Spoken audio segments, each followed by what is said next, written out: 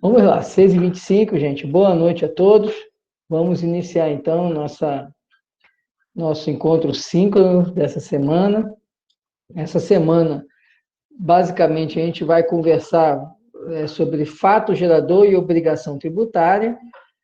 Fato gerador, eu desmembrei em mais de uma aula, né, porque eu falei sobre a classificação do fato gerador, o momento do fato gerador, né, mas tudo está relacionado ao conceito e aos elementos do fato gerador.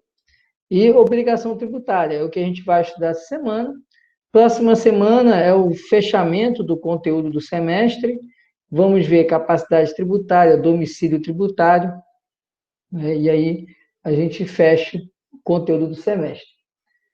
Bom, antes de a gente entrar no conteúdo propriamente dito da aula, eu queria ver com vocês o nosso estudo de caso. Deixa eu abrir aqui. Deixa eu só abrir aqui o estudo de caso.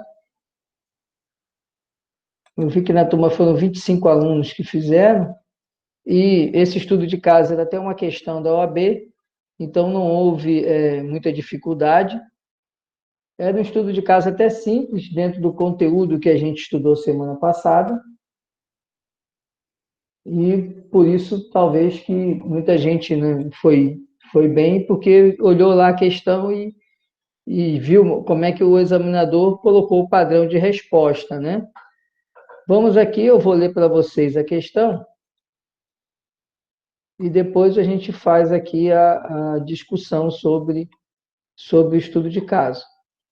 A questão dizia o seguinte: a União, com o objetivo de financiar projetos de eletrificação rural, edita lei instituindo contribuição de intervenção no domínio econômico, que tem como fato gerador a propriedade de imóvel rural ao longo do exercício financeiro.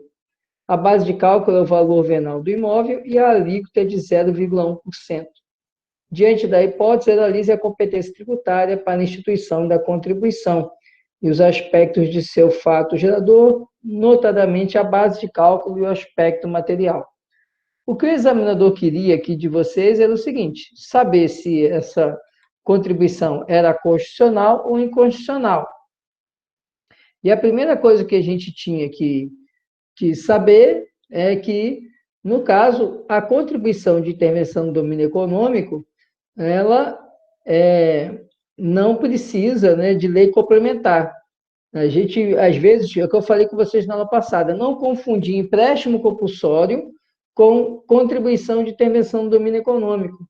E a questão, ela não trata de empréstimo compulsório. Então, no primeiro momento, fala ali, economia e tal, e aí você podia pensar no investimento de relevante interesse nacional, né? E aí você poderia ser levado, por erro, a pensar numa necessidade de lei complementar, mas não. Nesse caso, não há que se falar em necessidade de lei complementar, porque a contribuição de intervenção do domínio econômico pode ser instituída por lei, e aí lei ordinária, tá? Então, esse era o primeiro ponto que a gente tinha que observar. E aí, nós temos o seguinte: há algum problema a contribuição do domínio econômico, de intervenção do domínio econômico, ter o mesmo fato gerador de um imposto? Também não, porque o que não pode é o imposto residual, ou seja, aquele imposto que é criado além dos impostos que existem na Constituição, esse imposto tem que ser por lei complementar e não pode ter fato gerador idêntico a outros impostos. Então, se a gente fosse lá no imposto residual, realmente não poderia. Mas aqui é contribuição de intervenção do domínio econômico. Então, em razão disso, não há nenhum problema em você ter a instituição da contribuição de intervenção do domínio econômico e ela ter o mesmo fato gerador, que no caso é a propriedade de um imóvel rural, como sendo, né, o fato gerador também da contribuição. Então, nesse aspecto, não há nenhuma violação também à Constituição. O problema vai estar exatamente no parágrafo 2º, que eu fiz questão de enfatizar com vocês durante a aula passada, porque justamente era sobre ele que residia o nosso estudo de caso. Então, por isso que eu enfatizei, né, o parágrafo 2º. E lá no parágrafo 2º do artigo 149 da Constituição, ele fala exatamente o seguinte, vamos aqui, vou abrir ele aqui para vocês, para a gente poder dar uma olhada nele.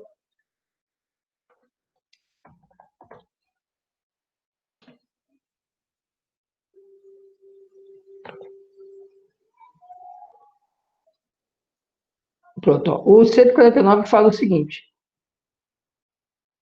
né, o parágrafo 2º, ele fala, as contribuições sociais e de intervenção no domínio econômico, elas não podem incidir sobre receita, não é o caso, não tem, aí não falava de receita de exportação, pode incidir sobre importação, também não falava de questão de importação, né?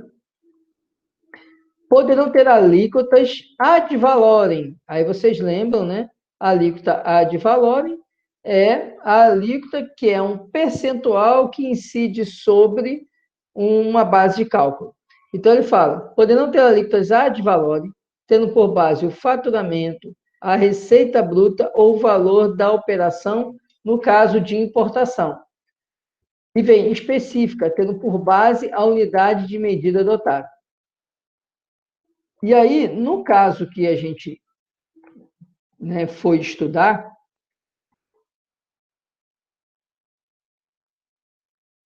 né, o que acontece é o seguinte, ele não pode ter, né, a Constituição, ela diz taxativamente em que situações, como que pode ser a alíquota.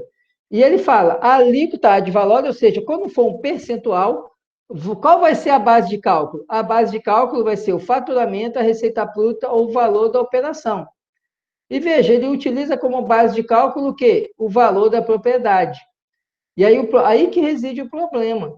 Porque se a alíquota é ad valorem, ele teria que utilizar obrigatoriamente uma outra base de cálculo. Ou então, para tornar essa lei constitucional, a única maneira seria de usar uma alíquota específica.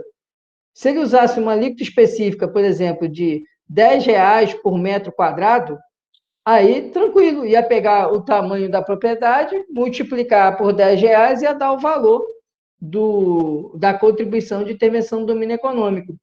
Mas quando ele usou uma alíquota em percentual, essa utilização da alíquota em percentual só poderia ter por base de cálculo ou faturamento, ou a receita bruta, ou o valor da operação. E aí, no caso, não tem operação nenhuma, porque é propriedade. Então, a inconstitucionalidade está em utilizar uma base de cálculo que não é autorizada pelo 149, parágrafo 2º, inciso 3º, a linha A. É aí que reside a inconstitucionalidade dessa norma. Bem sutil, né? Então, era essa a resposta que vocês deveriam apresentar. Vocês entenderam o estudo de caso e a solução dele?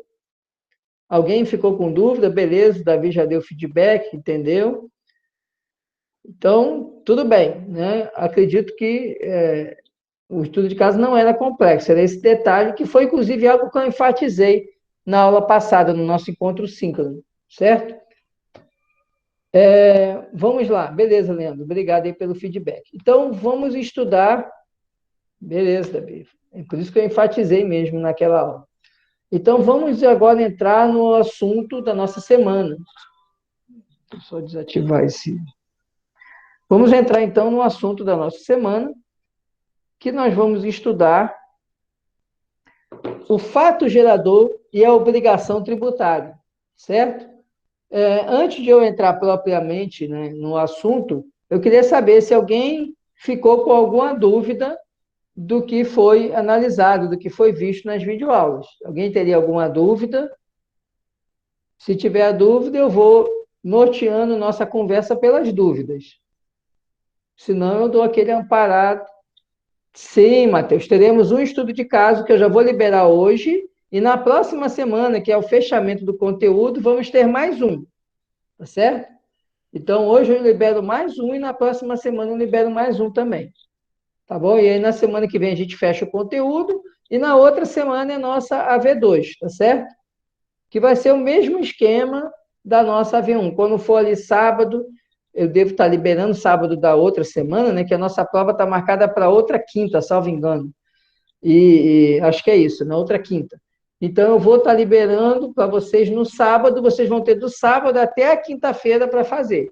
E aí poderá ser em grupo de 3 alunos, vão ser 3 estudos de caso, né? Mesmo funcionamento, mesma metodologia da AV1, tá bom? Então, ainda teremos mais 2 estudos de caso. Um que eu vou liberar agora, assim que acabar a aula, e outro que eu libero para assim que acabar a aula de semana que vem, para ser entregue na sexta-feira que vem. Tá joia? Confusa a questão do fato gerador, obrigação tributária principal e obrigação tributária acessória. Beleza. Pávila, vamos fazer assim. Eu vou andar um pouco falando de fato gerador para chegar na obrigação principal e acessória, tá bom? Deixa eu ver se alguém tem mais alguma pergunta, mas eu vou até já marcar aqui. A sua dúvida foi sobre obrigação tributária principal e acessória e o fato gerador dessas obrigações, certo? Mais alguém teria alguma pergunta? Aí eu vou aproveitar a pergunta da Pávila para dar um geral sobre fato gerador e sobre obrigação tributária. Alguém tem mais alguma pergunta sobre fato gerador, sobre obrigação tributária? Beleza, então, para eu responder a pergunta da Pávila, eu vou começar fazendo uma geral sobre fato gerador, certo? Vocês lembram que na aula passada eu falei para vocês sobre hipótese de incidência? O que é hipótese de incidência? É aquilo que o legislador ele entende como situação que pode ser passível de tributação. Então, o legislador vai, no campo abstrato, ele imagina situações que podem ser passíveis de cobrança de um tributo. E coloca isso na lei quando ele cria o tributo. Ele vai e cria determinado imposto, né? Tem lá na Constituição o IPVA, né? E o IPVA vai ser instituído pelos estados. E ele vai e cria, faz a lei estadual criando o IPVA e diz lá que vai pagar IPVA quem tiver veículo automotor. Pronto. Então, isso aí é a hipótese de incidência. Essa hipótese de incidência, ela precisa de uma situação fática, porque ela é só abstrata. Ela precisa de uma situação concreta. Qual é a situação concreta? Eu passar a ter um carro.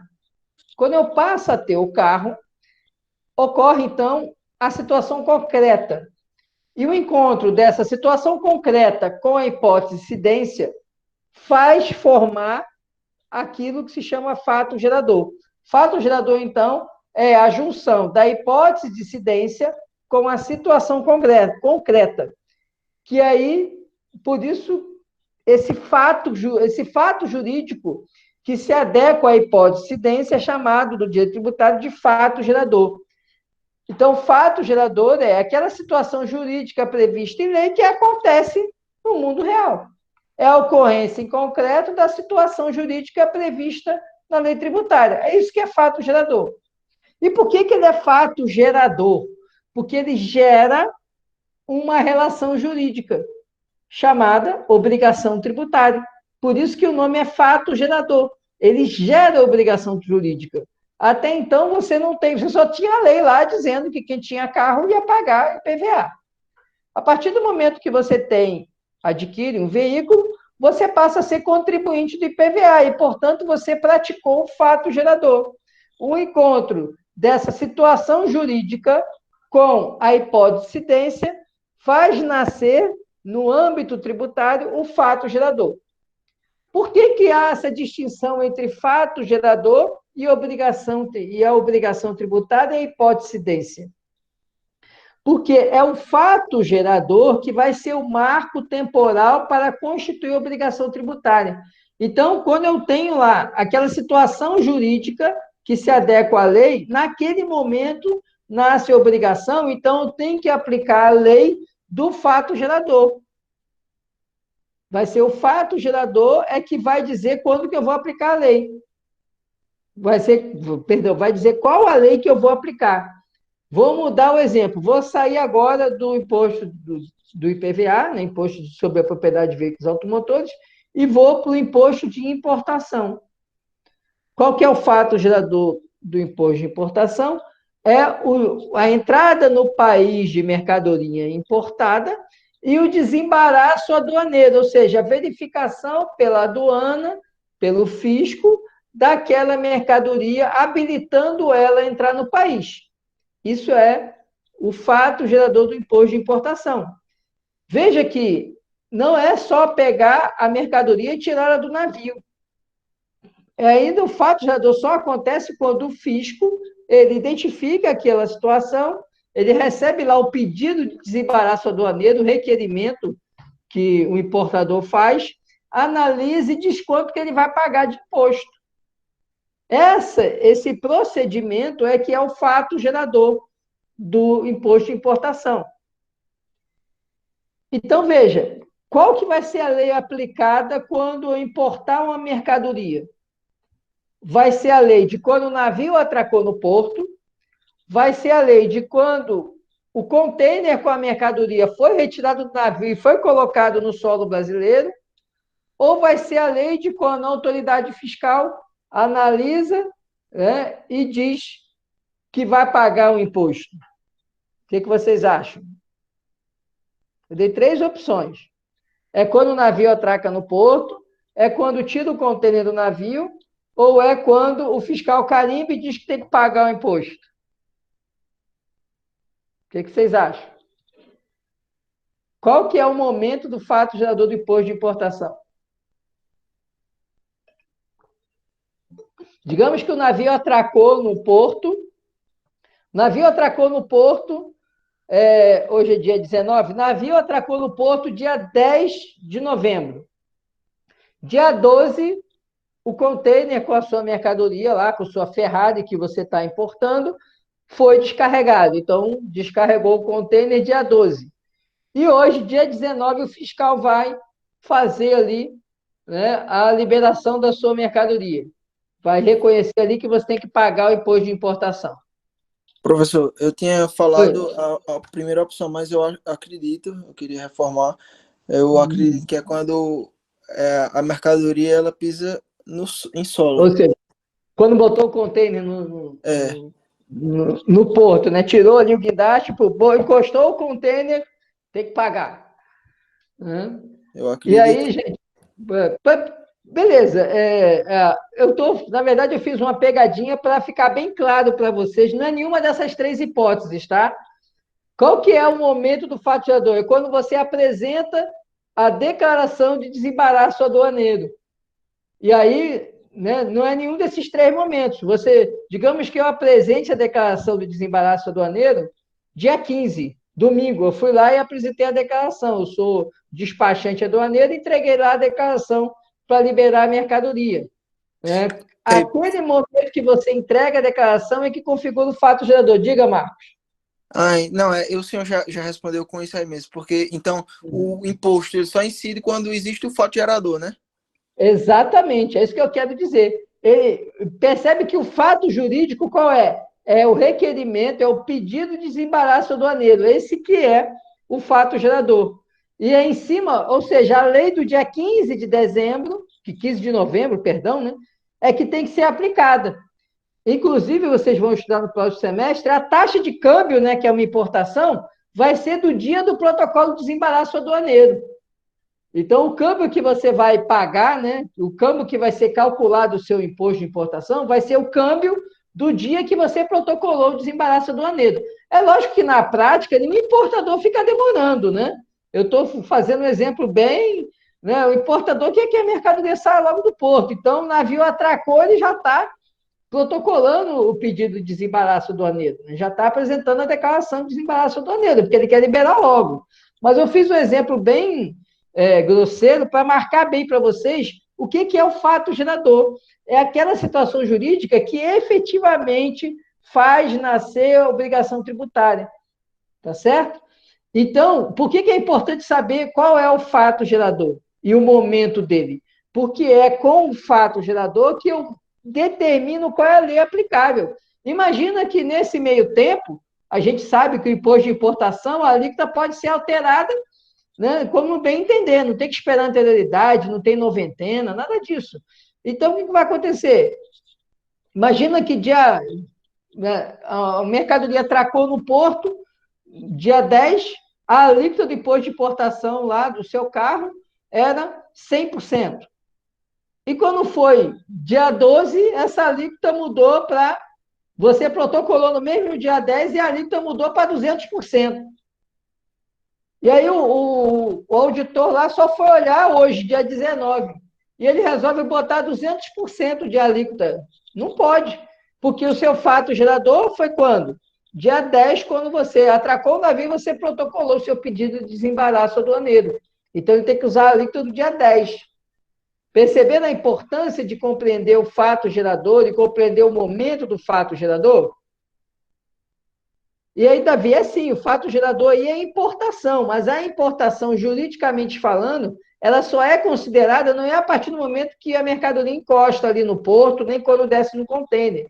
É só quando há o protocolo do pedido de desembaraço aduaneiro. Ou então, quando a autoridade fazendária identifica, né? Se a autoridade vai, abre seu contêiner, e você tinha dito que tinha trazido brinquedos da China, e quando ele abre lá, não tem brinquedo, tem um carro, né?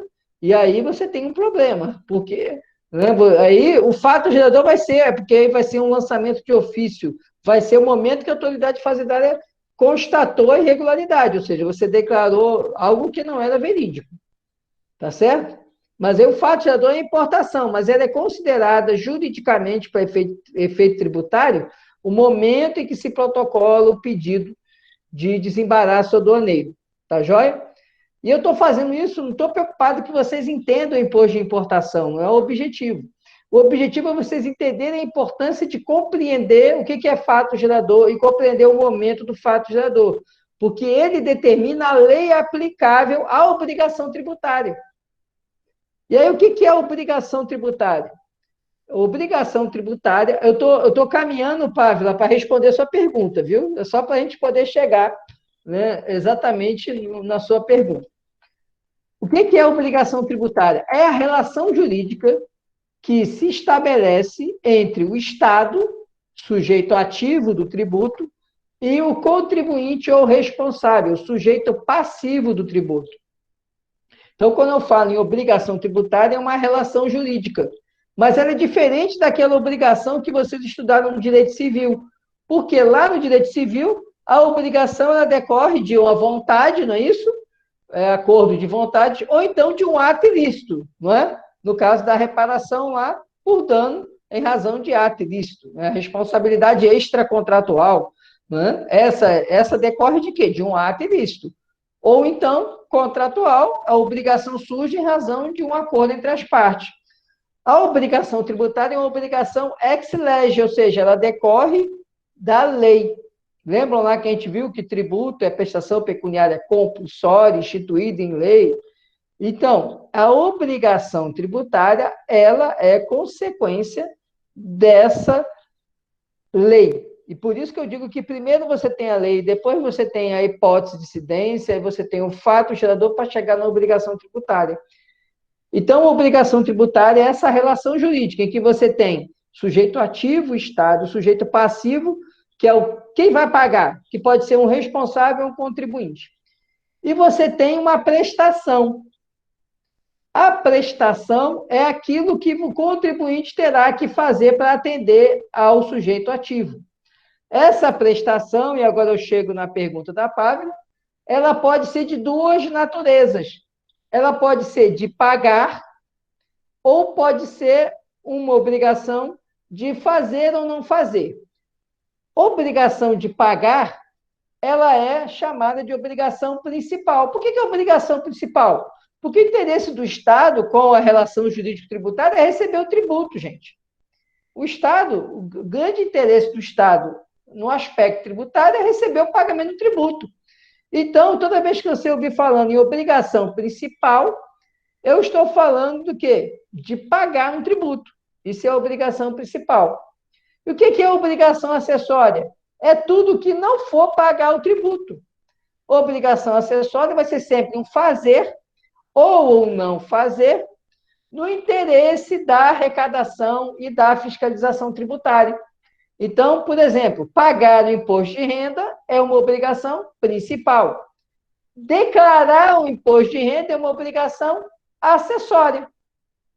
E aí vamos diferenciar, então, o que é fato gerador de uma obrigação tributária principal? É a relação, é a situação prevista em lei que gera para o contribuinte o dever de pagar um tributo. Isso é o fato gerador de uma obrigação tributária principal. E o que é um fato gerador de uma obrigação acessória? É toda e qualquer situação instituída em lei que impõe ao contribuinte o dever de fazer ou de se abster de fazer algo no interesse da arrecadação e da fiscalização. Repetindo, obrigação principal, fato gerador de obrigação principal, situação instituindo em lei que impõe ao contribuinte o dever de pagar o tributo.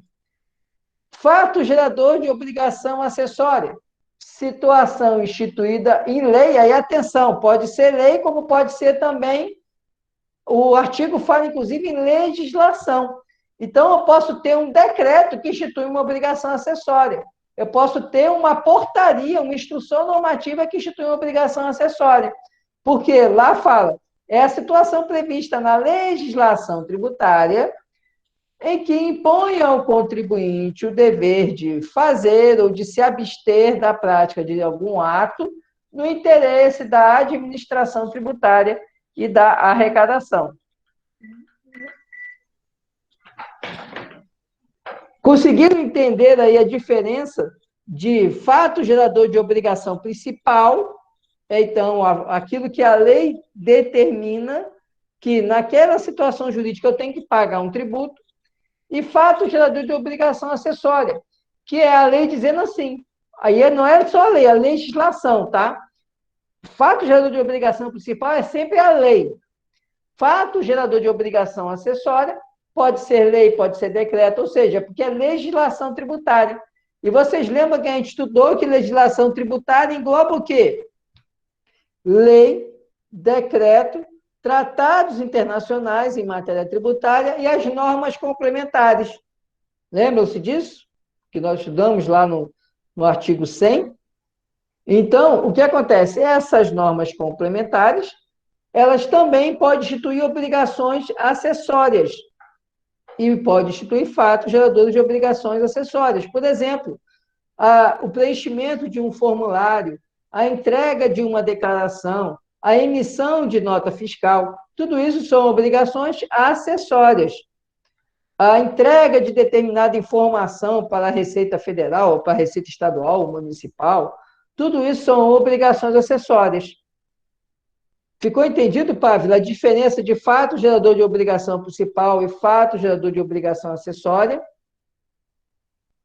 Tive que fazer essa caminhada, eu aproveitei, já falei de fato gerador, falei também e tive que falar da obrigação para a gente entender obrigação principal e acessória. Ficou esclarecido, Pávila? Está ainda, não?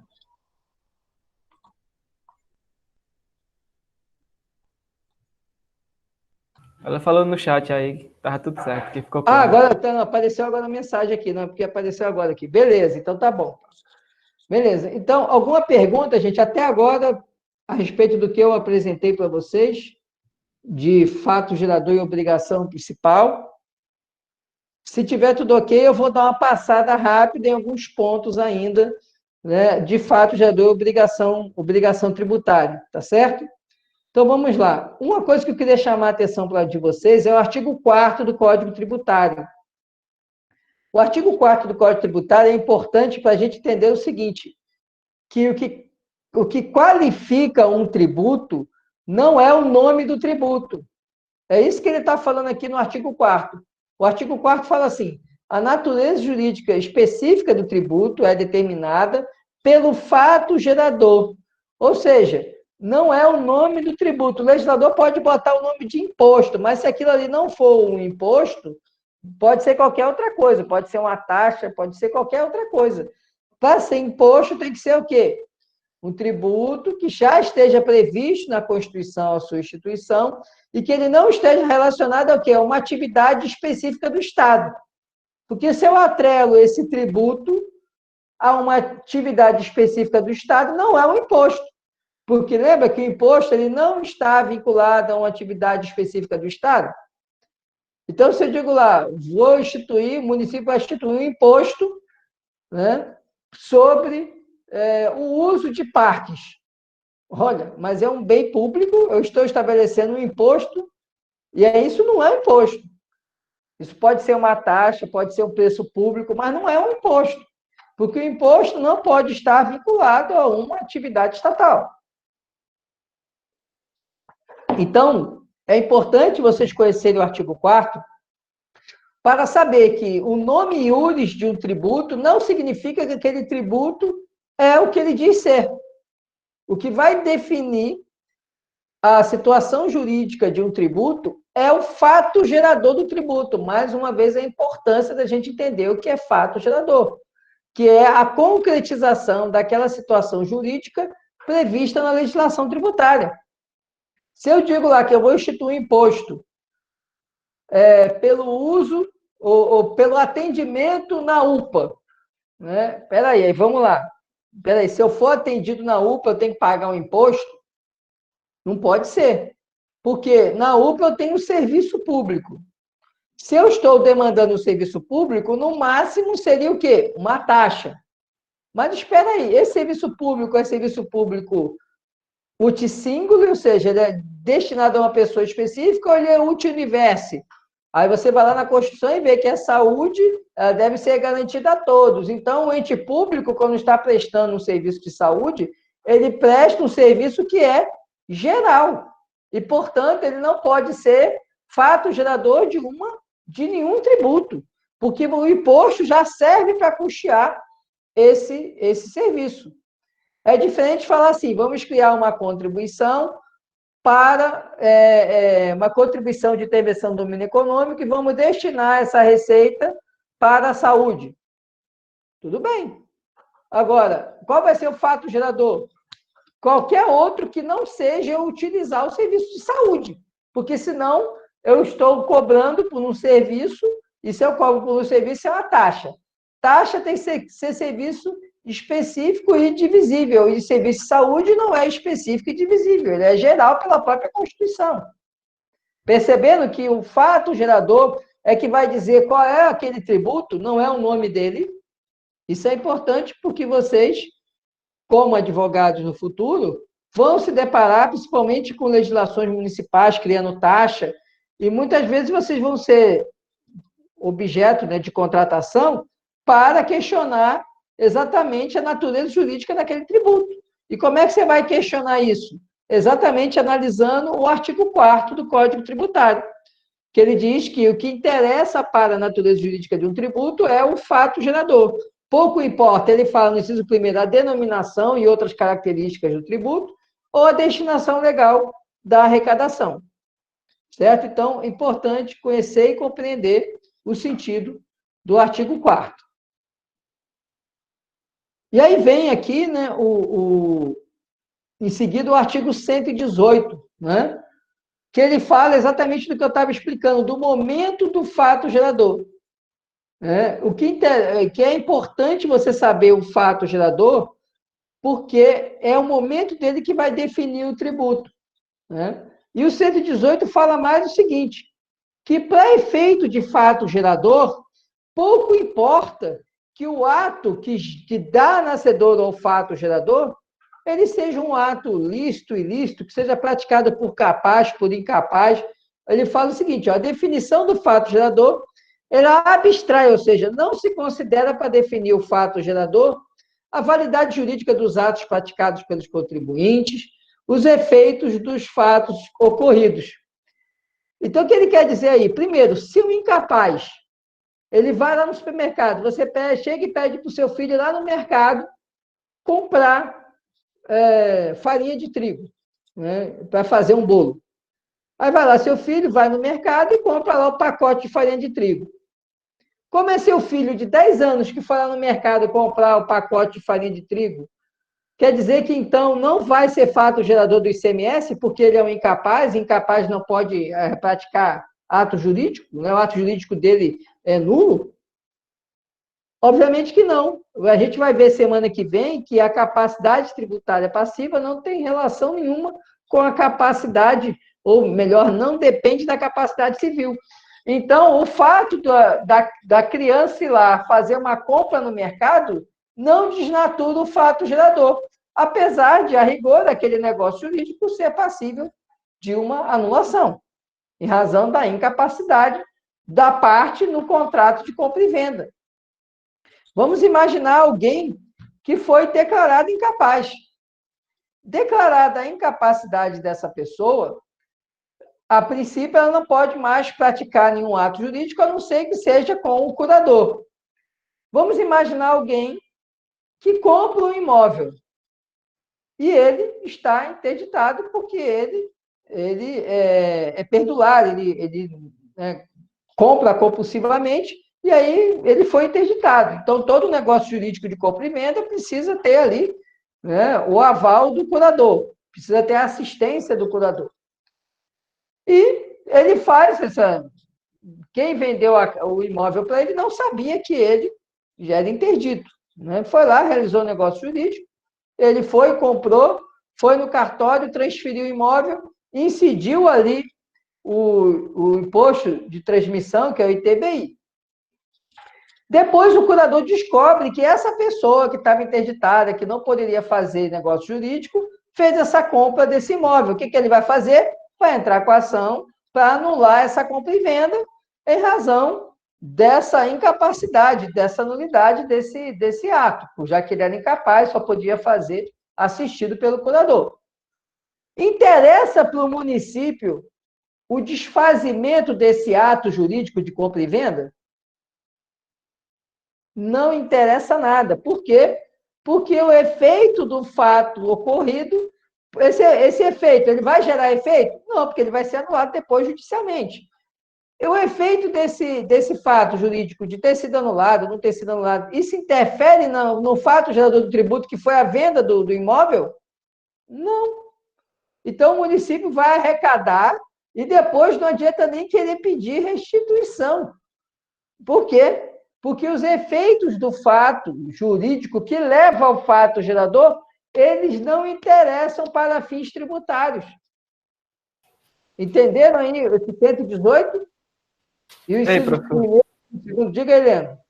Eu lembro de um estudo de caso que a gente fez, acho que foi um dos primeiros, que falava de uma situação semelhante, até da aplicação do princípio da pecúnia non olet. Pecúnia non olet, isso. Uhum. Que a origem ilícita não afasta a possibilidade de sofrer incidência, né, do tributo. Exatamente, você associou muito bem, Leandro. Exatamente, isso cai aqui no inciso 2º do 118. Perfeito. É a mesma situação. O fato ali do cara comprar o patrimônio dele com dinheiro desviado de prefeitura, com dinheiro do tráfico, o que for, não vai afastar a incidência do tributo. Pode ser que se esse cara for, por exemplo, o traficante, ele é pego, ele perde todos os bens. Ele pode depois pedir, não, quero repetição do indébito do IPVA que eu paguei, do IPTU que eu paguei, porque eu perdi tudo porque era do tráfico, era dinheiro do tráfico, e depois eu fui processado por tráfico, eu pedi os bens que foram oriundos do tráfico. Adianta ele pedir essa repetição do indébito? Não adianta nada. Ah, eu quero repetição do indébito do imposto de renda que eu paguei, porque eu acumulei patrimônio, mas esse patrimônio veio de desvio de verba pública, eu perdi tudo depois na ação, quando tiver ação de improbidade, eu perdi os bens, agora eu quero o imposto que eu paguei de volta. Negativo. Artigo 118, inciso 2º, e aí, muito bem lembrado pelo Leandro, o princípio pecúnia non olet. Tá joia? O princípio pecúnia non olet, ele está implícito lá no artigo 3º, a gente viu, né? E está implícito também aqui no 118 do Código Tributário. Tranquilo para o 118? E aí tem, deixa eu ver qual o outro artigo. Pronto, aí eu já expliquei, né? Eu falei do 114, né, e do 115, que foi a pergunta da Pávila, sobre o fato gerador da obrigação principal e fato gerador da obrigação acessória. A gente já conversou. Pronto, aí eu coloquei aqui, em seguida, falei aqui da classificação dos fatos geradores, tá? Essa classificação é uma classificação doutrinária e a importância de entender ela ela fica um pouco restrita a determinados tributos. É mais a questão lá do imposto de renda, que a gente conversou no início do semestre, para você entender o fato gerador periódico complexivo. Mas, basicamente, quais são os tipos de fatos geradores, né? Quanto ao momento, quanto ao tempo? Nós temos os instantâneos, que é aquele que, praticado o negócio jurídico, o fato gerador já surge, que a maior parte dos impostos, a maior parte dos tributos, eles nascem ali com a situação jurídica. Então, ele é um fato gerador dito instantâneo.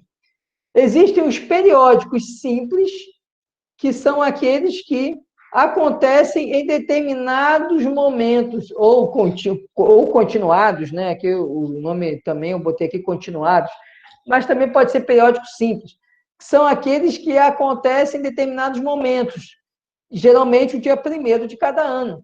E aí entra aí os impostos sobre a propriedade, IPVA, IPTU, ITR, eles incidem quando? Quanto que é o fato gerador deles? É o dia 1º de janeiro de cada ano. Por que ele é um periódico continuado? Porque é sempre dia 1º de janeiro de cada ano é que acontece o fato gerador.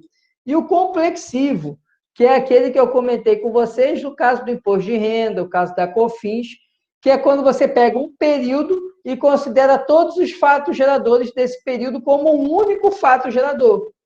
Aí esse é o fato gerador complexivo, tá joia? A gente acabou conversando sobre isso quando a gente falou lá da questão do imposto de renda, do princípio da irretroatividade.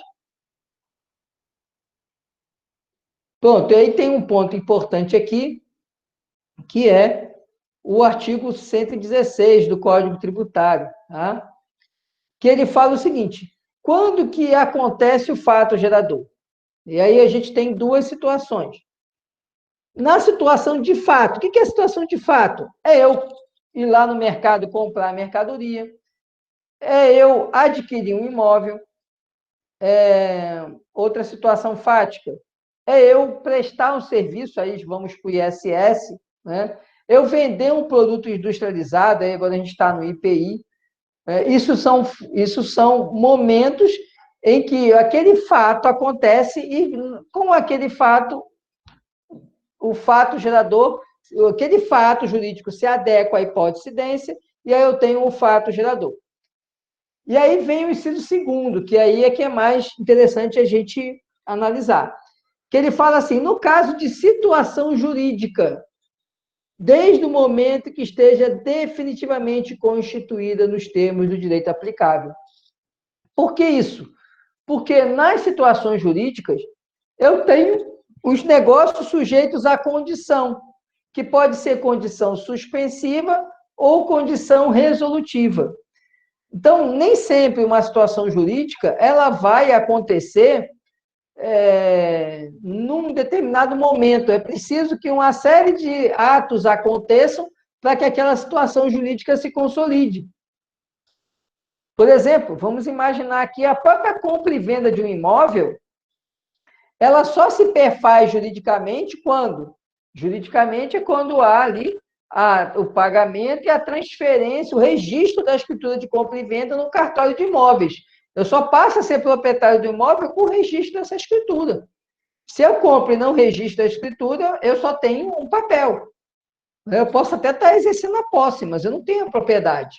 A propriedade exige esse registro no cartório de registro de imóveis, essa averbação da escritura de compra e venda na matrícula do imóvel.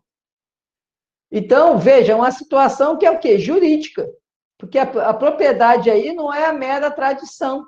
No caso dos imóveis, ela exige esse registro, essa averbação da escritura de compra e venda, ou escritura de doação, pode ser uma doação também, na matrícula do imóvel, no cartório de imóveis.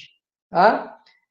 E aí, quando eu falo de situação jurídica, eu posso ter, por exemplo, os negócios sob condição suspensiva ou resolutiva, que para eu ter efetivamente o fato gerador, é preciso, lá na condição suspensiva, o implemento da condição. Por exemplo, eu chego e digo que vou doar para o meu filho um imóvel se ele passar no vestibular.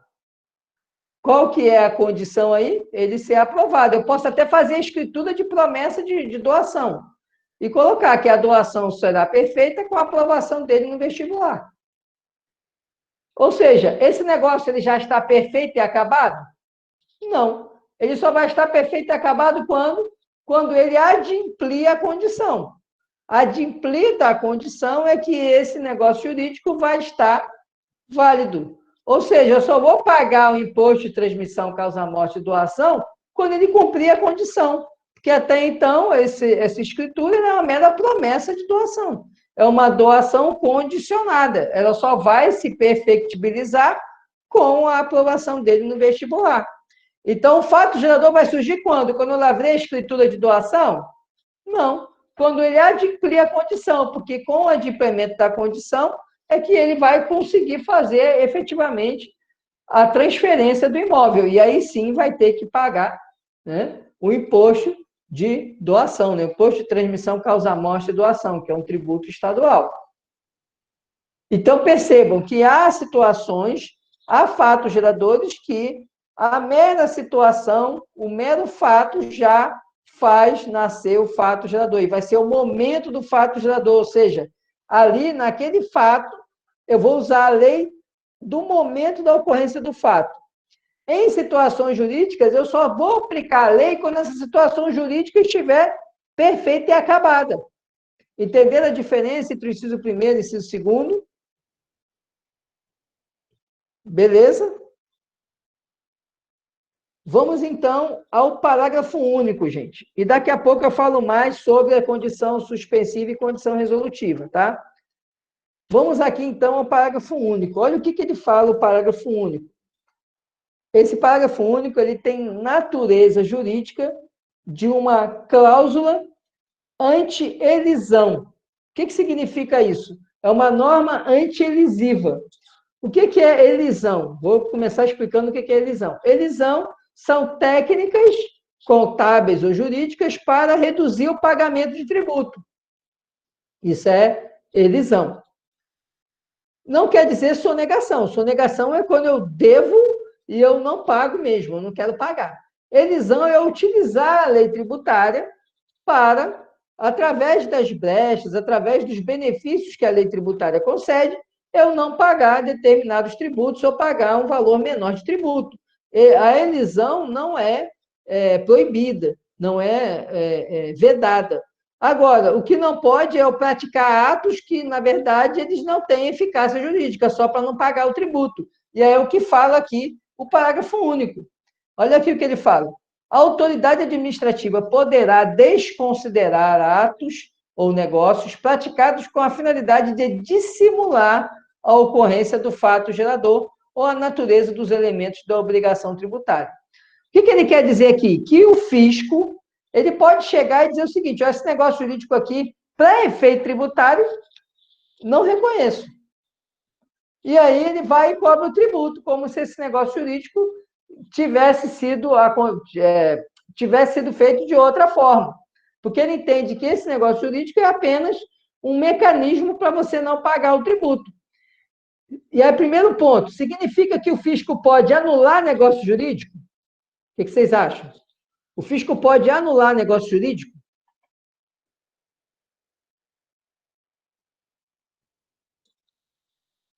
Boa pergunta para a V2, né? Dá um estudo de caso legal, né? E aí, fisco pode anular um negócio jurídico? O que vocês acham?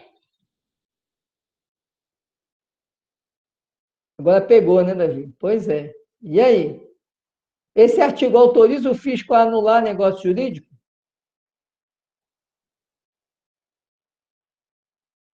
Eu acho que não anula, mas ele pode reconhecer a invalidade daquele negócio para fins tributários, né? Perfeito, Leandro. Muito bem. Ganhou um ponto na VF. Aí é o seguinte.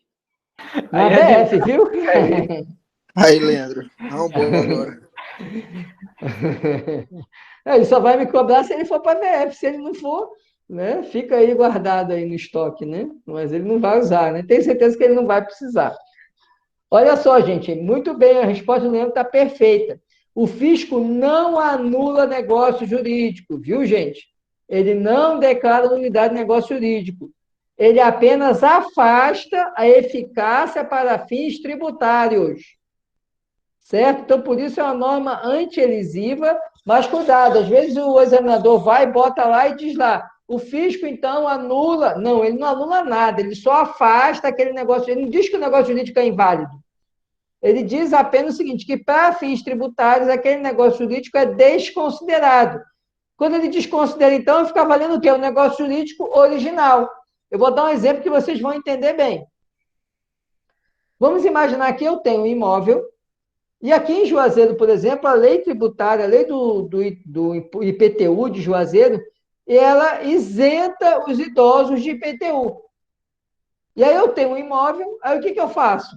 Eu pego, para não pagar IPTU, eu faço uma doação desse imóvel para o meu pai. Né? E aí, na verdade, o que acontece? Na verdade, eu estou fazendo essa doação para quê? Ainda faço a doação com usufruto, ou seja, o imóvel está com ele, mas eu posso usar o imóvel. Então, isso é o seguinte, esse negócio jurídico, na verdade, o que acontece? Eu só fiz isso para quê?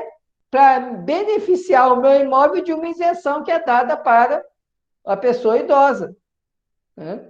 E aí o fisco, percebendo isso, o que ele faz? Ele desconsidera essa doação, ele não diz que é nula, não, ele só desconsidera para fins tributários e considera o quê? A situação anterior. Qual que era a situação anterior? Que eu era o proprietário. Então, para fins tributários, o município me considera como proprietário.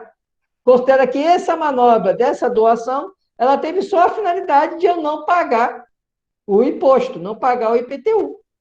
Perceberam, então, a situação? O fisco, então, ele não anula o negócio jurídico, ele apenas afasta aquele negócio jurídico que ele percebe que é apenas uma manobra para você não pagar o tributo. Tá? Isso é lícito, né? O Código Tributário autoriza a autoridade fazendária a fazer isso. E a natureza jurídica desse dispositivo, do 116, parágrafo único, é norma anti-elisiva. Tá joia, gente? Entenderam esse 116, parágrafo único?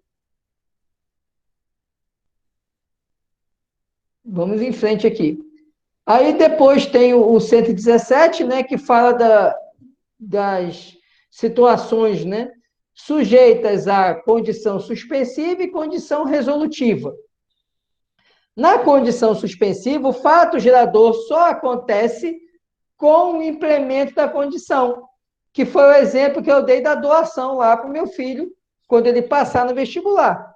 Só vai incidir o imposto de transmissão e doação quando o quê? Quando ele for aprovado no vestibular, porque até então essa doação ela não gerou ainda efeito jurídico, porque ela está sujeita a uma condição suspensiva. E na condição resolutiva? Condição resolutiva é aquela que põe fim ao negócio jurídico. Então, quando eu tenho um negócio sujeito à condição resolutiva, significa que o negócio jurídico deixa de existir com o implemento da condição.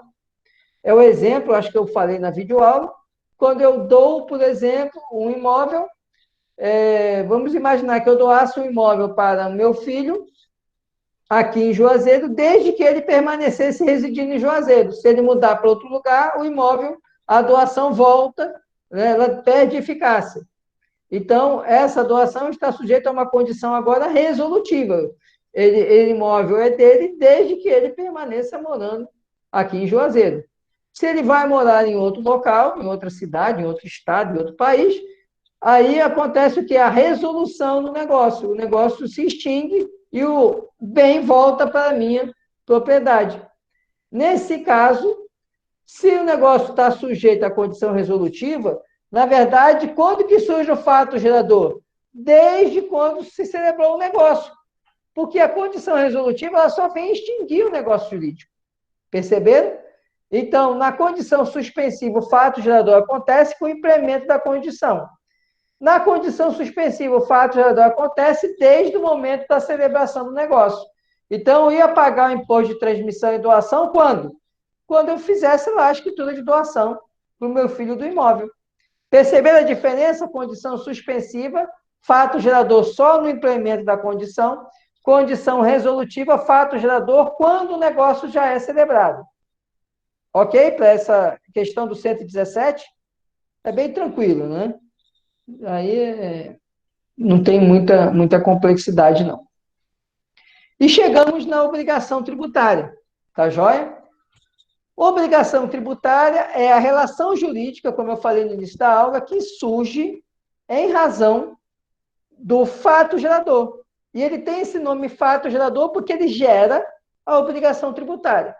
Na obrigação tributária eu tenho alguns elementos. O primeiro elemento é o sujeito ativo, que é a pessoa jurídica de direito público que tem direito a cobrar o tributo. Não só pode, como vai cobrar o tributo. É um dever, né? É um poder-dever. Então, sujeito ativo é a pessoa jurídica de direito público. E vejam que eu estou enfatizando pessoa jurídica de direito público já para chamar a atenção do artigo 119 do Código Tributário, que diz que sujeito ativo é a pessoa jurídica de direito público. Então, você não vai ver uma empresa pública cobrando, sendo sujeito ativo de um tributo. Uma sociedade de economia mista sendo sujeito ativo. Você pode ver uma autarquia, porque a autarquia é pessoa jurídica de direito público, certo? Então, só quem vai poder ser sujeito ativo vai ser ou o próprio ente público, né, Estado, município, União, ou então autarquias. Fundações também, porque elas entrariam ali na categoria de pessoa jurídica de direito público, mas é mais raro. Eu não conheço realmente. Você vai encontrar, às vezes, alguma taxa, né, sendo ali passível de cobrança por uma fundação. Mais normal, mais comum é você encontrar autarquias e a própria pessoa jurídica, né, o ente público federado, né, União, Estado, município, Distrito Federal, como sujeito ativo. Outro é o sujeito passivo. E sujeito passivo é quem tem que pagar o tributo. Então, o sujeito passivo, o artigo 121 fala que o sujeito passivo da obrigação principal é a pessoa que pratica o fato gerador. Perdão. É a pessoa que está obrigada a pagar o tributo. Daqui a pouco eu vou diferenciar. O contribuinte, que é que pratica o fato gerador. Então, o sujeito passivo é quem está obrigado a pagar o tributo.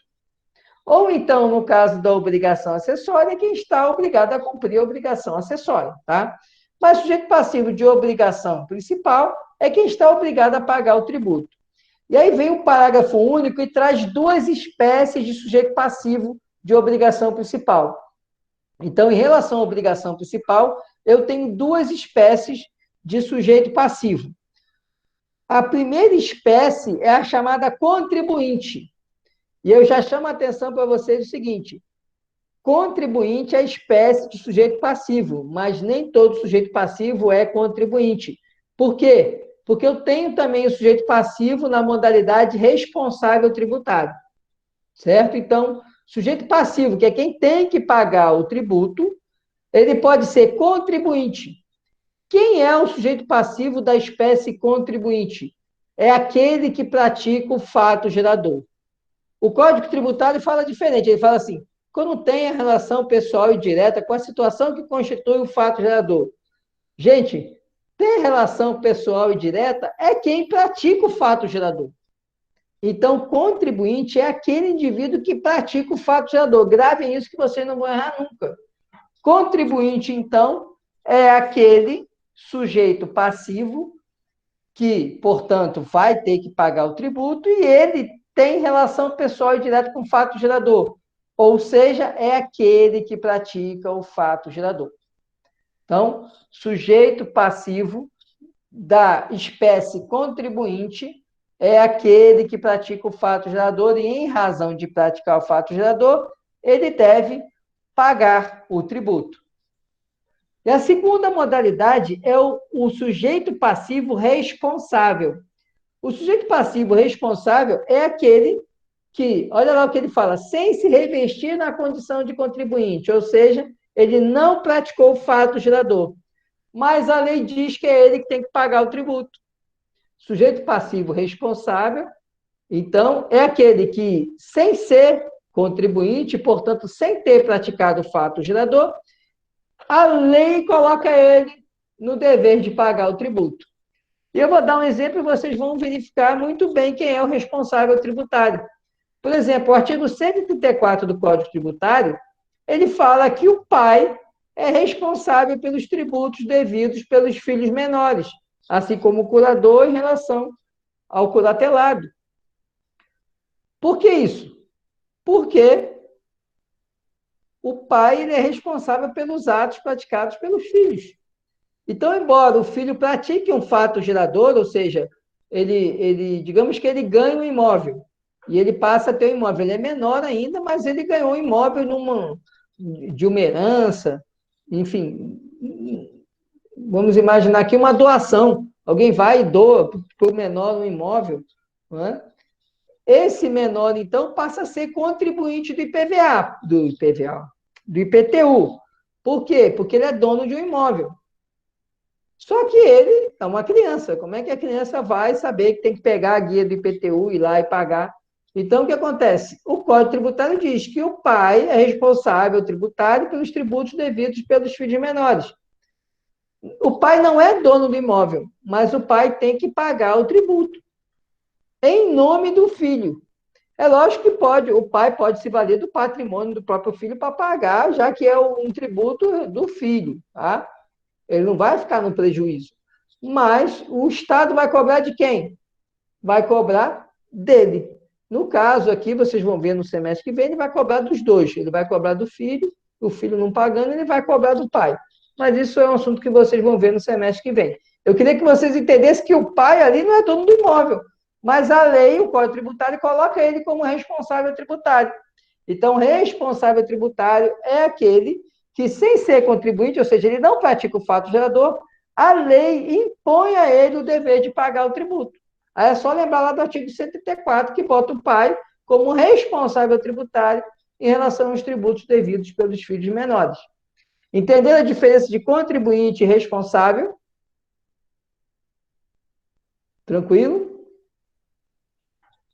E o outro elemento, né? Antes de entrar no outro elemento, que é o objeto, né? Eu queria enfatizar com vocês também o artigo 123 do Código Tributário, que é um artigo muito importante. O 123, ele fala o seguinte: salvo disposições em contrário, ou seja, aqui é a regra geral, tá certo? As convenções particulares relativas à responsabilidade pelo pagamento de tributos não podem ser opostas à fazenda pública para modificar a definição legal do sujeito passivo das obrigações tributárias correspondentes.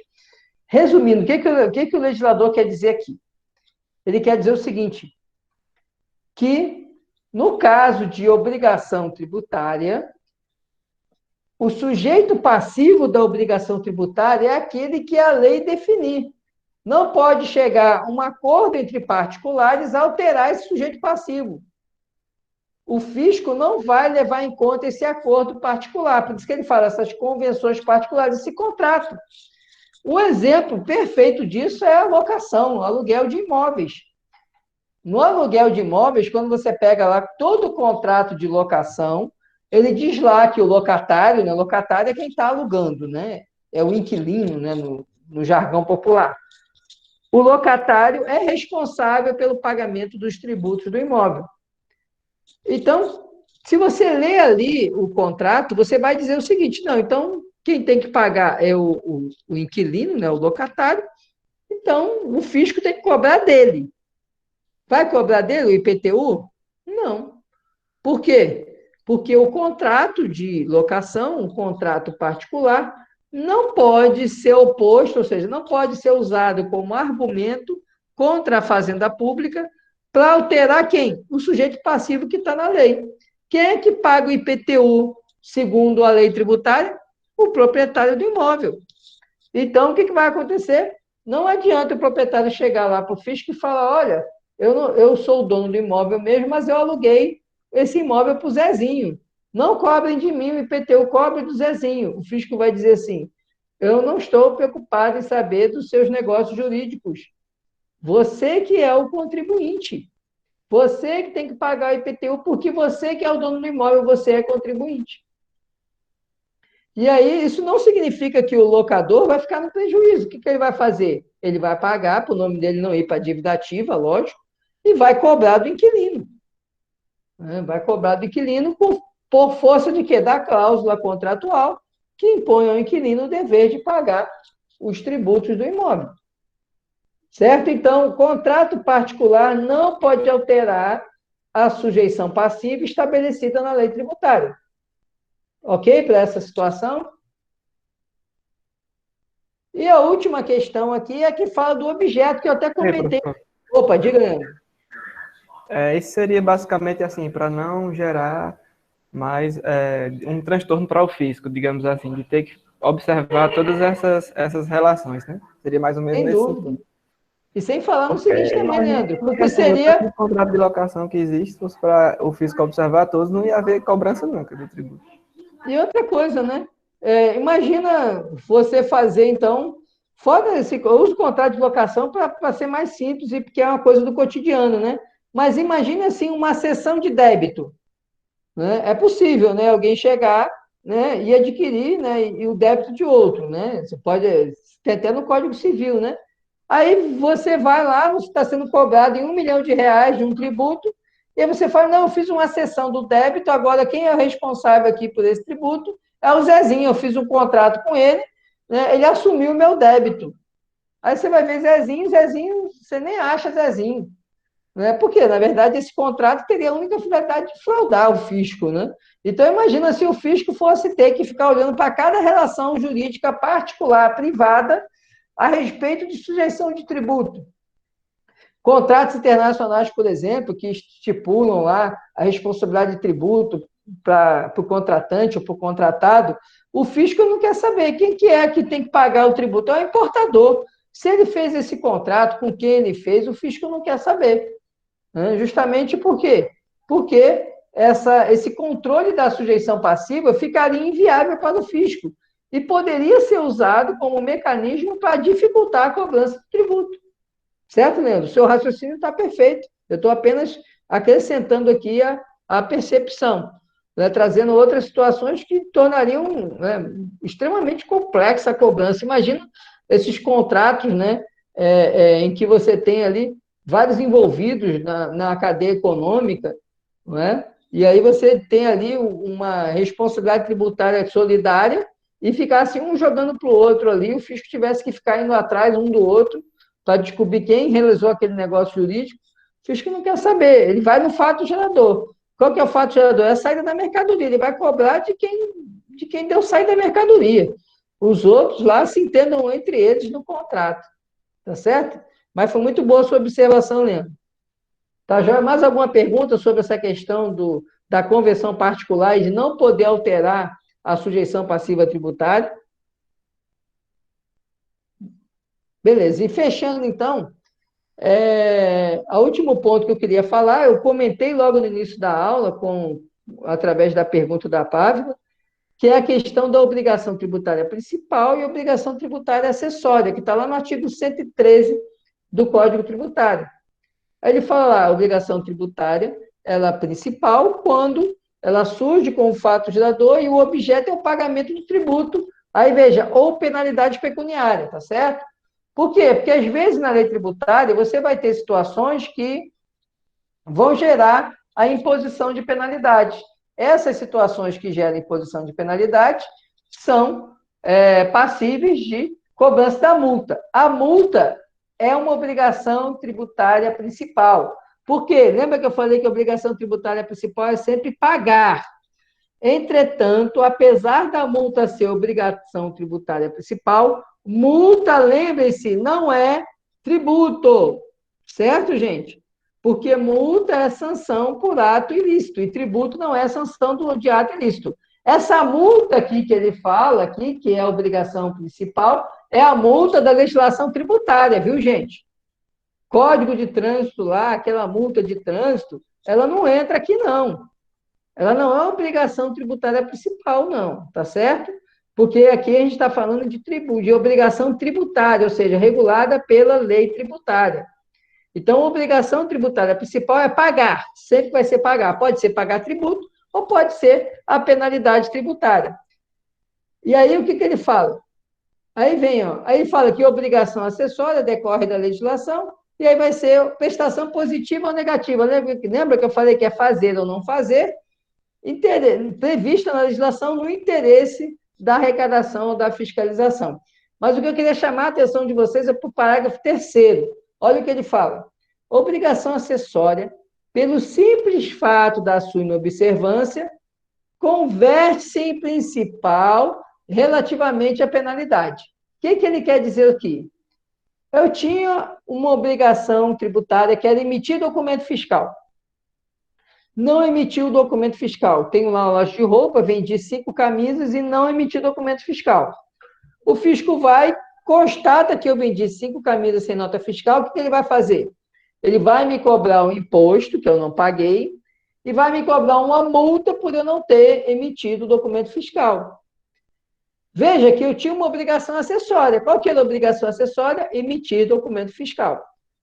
A partir do momento que eu não emito documento fiscal, essa obrigação acessória, que eu vendi sem nota, então eu não emiti, ela se converte que em principal, não porque eu vou ter que emitir outra nota, mas porque eu vou pagar uma multa. Perceberam? Então, a obrigação acessória, ela é o quê? Um fazer ou não fazer no interesse da arrecadação ou fiscalização. Quando eu não cumpro essa obrigação acessória, eu fico sujeito a uma multa. Essa multa é uma obrigação principal porque é o pagamento de uma penalidade, uma multa, por eu não ter cumprido uma obrigação acessória. Então, a obrigação acessória, ela se converte em principal em relação à penalidade, em razão do descumprimento da norma tributária. Perceberam aí essa conversão da obrigação acessória em principal?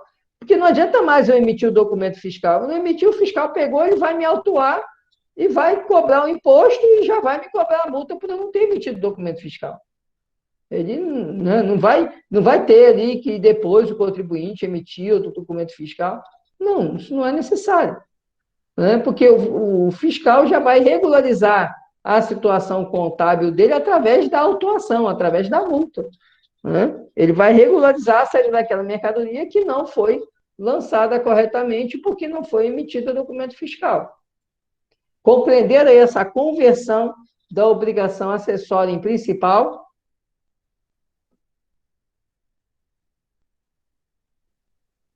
E aí, gente, eu fiz uma geral, fiz uma passagem geral sobre o conteúdo que eu considero os aspectos importantes de fato gerador e de obrigação acessória. E obrigação principal também. Alguém tem alguma pergunta sobre esse conteúdo que a gente estudou hoje?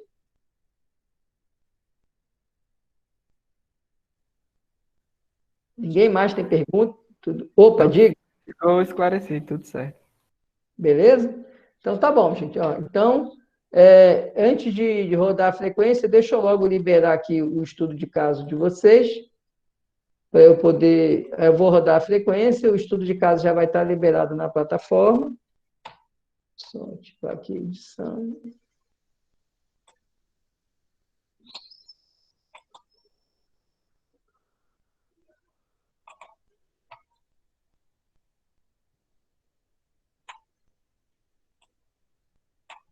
Pronto. Bom, o estudo de caso já está liberado na plataforma, tá, gente? E lembrando, né, que o prazo, né, até amanhã à noite, né, 23h59, que eu sempre prorrogo até 23h59 de domingo. Semana que vem é a última semana nossa de aula síncrona, na outra semana já é a nossa AV2, tá? Então, vamos ter um último estudo de caso ainda na próxima sexta-feira. E lembrar vocês que a AV2, semana que vem eu vou reforçar, mas ela vai ser no mesmo modelo da AV1, vão ser 3 estudos de caso. Vocês poderão fazer a prova, né, fazer a AV1 em grupo, né, de até 3 alunos, não dá para passar de 3, até 3, porque são 3 estudos de caso.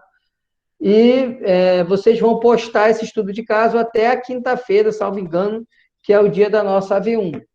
Deixa eu confirmar aqui, mas, salvo engano, é a quinta-feira. Deixa eu rapidamente aqui. Deixa eu ver aqui.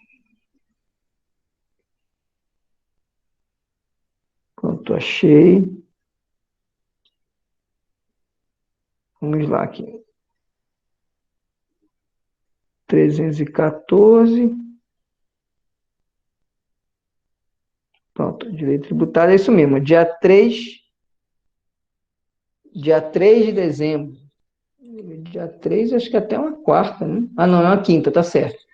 Então, até dia 3 de dezembro. Então, na semana que vem, quando for sábado, eu libero a nossa AV2, tá? Se ser sábado agora o outro, e vocês vão ter que finalizar a AV2 até dia 3 de dezembro, que é a quinta-feira seguinte. Então, dá para fazer final de semana, né? E quem quiser deixar para fazer também na quinta-feira, dá tempo, né? Os nossos 2 horários são suficientes para realizar a nossa AV2, tá bom? Eu vou rodar aqui a frequência.